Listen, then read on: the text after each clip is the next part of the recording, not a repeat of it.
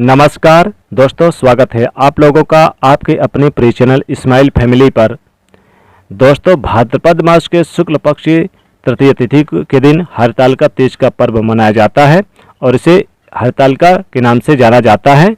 हरतालिका तीज का पर्व हर सुहागिन महिलाओं के लिए बहुत ही प्रिय पर्व है। हरतालिका तीज का पर्व सुहागिन स्त्रियों को समर्पित है। इस दिन हर सुहागिन स्त्रियां और कुमारी कन्याएं व्रत रखकर अपने पति की लंबी आयु की कामना करती हैं। पौराणिक मान्यताओं के अनुसार हरतालिका तीज के दिन भगवान शिव माता पार्वती का पुनर्मिलन हुआ था, इसलिए सुहागिनों के लिए इसका बड़ा महत्व होता है। हरतालिका तीज के दिन भगवान शिव माता पार्वती का पूजन किया जाता है और व्रत रखा जाता है। माँ पार्वती को तीज माता के नाम से भी जाना जाता है। हरतालिका तीज का व्रत करने और पूजन करने से दाम्पत्य जीवन में खुशियाँ आती है, पति की आयु लंबी होती है और सौभाग्य में वृद्धि होती है। इसके साथ ही बाधाओं और कष्टों से भी मुक्ति मिलती है।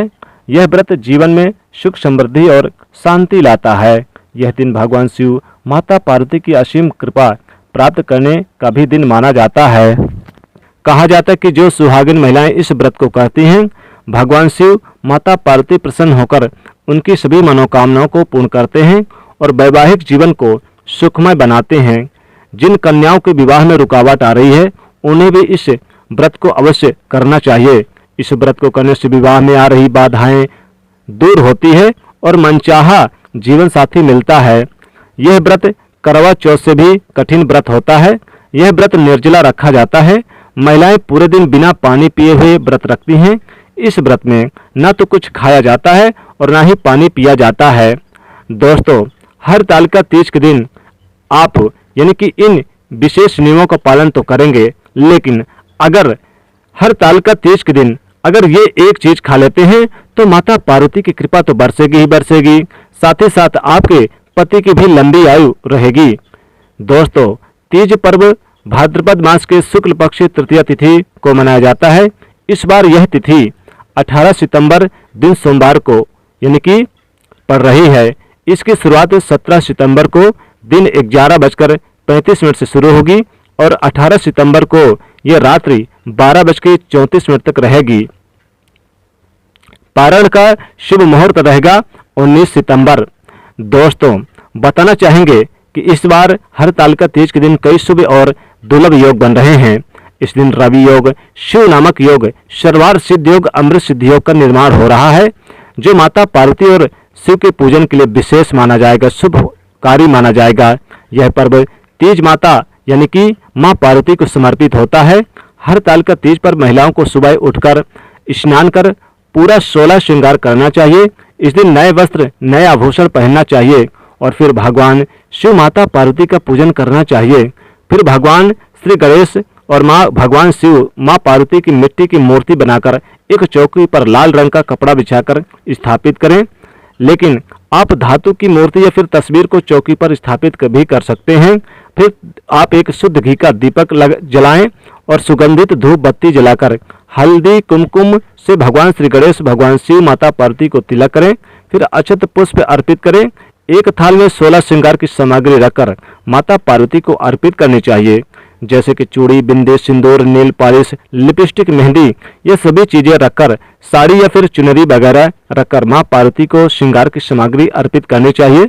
एक प्लेट में 8 पूरी और 6 पुए रखकर भगवान शिव, माँ पार्वती को भोग लगाना चाहिए और एक प्लेट में बायना रखें जिसमें चूड़ियाँ, श्रृंगार का सामान, साड़ी यानी कि साड़ी, मिठाइयाँ, दक्षिणा में जो भी कुछ हो प्लेट में रख लें और इसे बायने को आप पूजन के दौरान आप अपने मंदिर के पास एक यानी कि चौकी के पास रख दें। बाद में इस बायने को आपको अपनी सासू माँ को देना चाहिए। दोस्तों, बताना चाहेंगे कि इस बार हरतालिका तीज के दिन शुभ योग बन रहे हैं, लेकिन एक चीज अगर आप ये खा लेते हैं हरतालिका तीज के दिन तो इससे भगवान शिव, माता पार्वती अत्यधिक प्रसन्न होते हैं।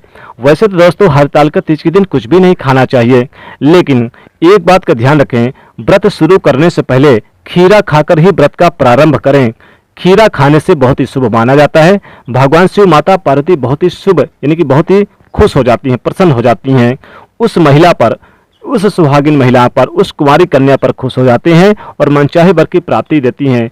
जो सुहागिन महिलाएं व्रत शुरू करने से पहले यानी कि खीरा खाकर व्रत को प्रारंभ करती हैं, और यानी कि एक दिन पहले ही खीरा खा लें, और फिर जब यानी कि व्रत का पारण करें तो व्रत को पारण करते समय भी आपको खीरा खाकर ही व्रत का संकल्प यानी कि पूरा करना चाहिए।